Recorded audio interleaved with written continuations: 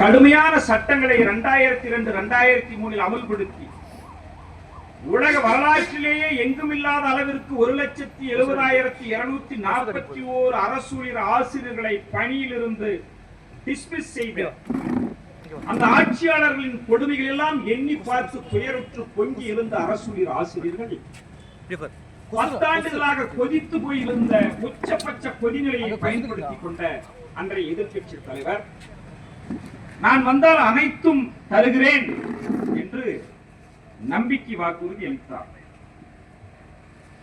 கையிருந்த நிலையில் யாருமற்ற நிலையில் இருக்கிற எவன் ஒருவனும் ஆறுதல் சொல்லுகிறவரை அரவணைத்துக் கொள்பவரை ஏற்றுக்கொள்வது உளவியல் நியாயம் என்கின்ற அடிப்படையில் அன்றைக்கு இருந்த அரசூழியர்கள் ஆசிரியர்கள் இன்றைய தமிழ்நாட்டு முதல்வரின் நம்பிக்கையை வார்த்தையை ஏற்றோம், நம்பினோம்.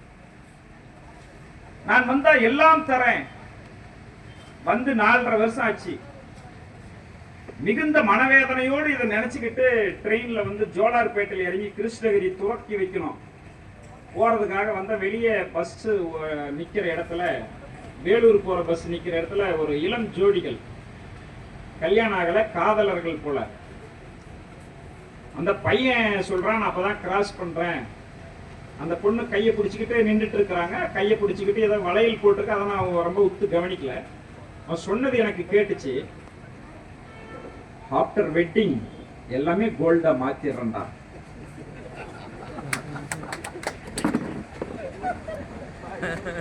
நான் நினைச்சேன் இவன் திமுக காரனா இருப்பானோ. கல்யாணத்துக்கு முன்ன கையில இருக்கிற வளையல கழட்டிட்டு தங்க வளையல் போட்டா வேணாமான்னு ஒரு ஆப்ஷனை வச்சிருவோம். கல்யாணத்துக்கு முன்ன ஏதாவது சிக்கல் வந்துட்டா, கல்யாணம் வரலையும் தேர்தல், அவங்களுக்கு தேர்தல் கல்யாணம். அப்பதான் நினைச்சேன், ஸ்டாலின் சொன்ன மாதிரியே சொல்றாயா, கல்யாணம் ஆன பின்னாடி வளையல் வாங்கி கொடுப்பானா. எப்படி பாருங்க. இன்னொரு விஷயம் அதுல இருந்து நம்ம கற்றுக்கொள்ள வேண்டிய தேவை இருக்கிறது. காதலும் போராட்டமும் தொய்வில்லாமல் நடந்து கொண்டே இருக்க வேண்டியிருக்கிறது, சமூகத்தின் மறுமலர்ச்சிக்கும் முன்னேற்றத்திற்கும்.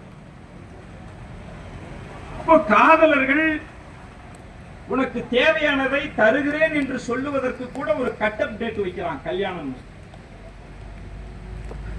மாண்புமிகு தமிழ்நாட்டு முதல்வர் 10 ஆண்டுகளாக தன்னுடைய ஆட்சி அதிகார கட்டிலை நுகர முடியாமல் 50 ஆண்டு கால அரசியல் வரலாற்று குடும்பத்தில் பிறந்த பின்னணியில் இருந்து இந்த நாட்டின் பெரும்பகுதி அரசியல் செல்வாக்கு பெற்ற முத்தமிழறிஞர் கலைஞர் வீட்டு பிள்ளையாக இருந்து புரட்சி தலைவி ஜெயலலிதாவின் ஆற்றல் மிக்க ஆளுமையால், அவர்களுக்கு இருந்த இன்னும் பல அடையாளங்களின் ஆட்சியால் அதிகாரத்தை அவர்களிடமிருந்து தட்டி பறித்துக் கொண்டு 10 ஆண்டுகளாக நடத்திய ஆட்சியின் மறுபக்கம் எதையாவது சொல்லி நாம் ஆட்சிக்கு வர வேண்டும் என்கின்ற உந்துதலில், ஏக்கத்தில், ஆர்வத்தில்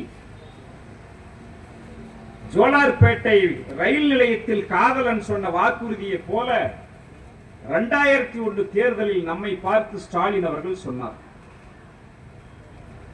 கல்யாணமானால் போதும் என்று ஏங்கி கிடந்த கன்னிகளாகிய நாம் அந்த தேர்தல் வாக்குறுதியை அப்படியே நம்பினோம். கல்யாணம் முடிந்து ஆண்டுகள் ஓடிவிட்டது. இப்பொழுது கைக்கு வளையலாவது, காலுக்கு காப்பாவது. ஊர்ல சொல்லுவாங்கல்ல, வீடு போடுவது, காடு வா வாங்குனது. அவர்கள் இப்பொழுது அப்படி இல்லை என்பதை நீங்கள் தெரிந்து கொள்ள வேண்டும். மக்கள் இன்றும் பசியோடும் பட்டினியோடும் இருக்கிறவர்கள். அவருடைய சூழலை புரிந்து கொண்ட ஆட்சியாளர்கள்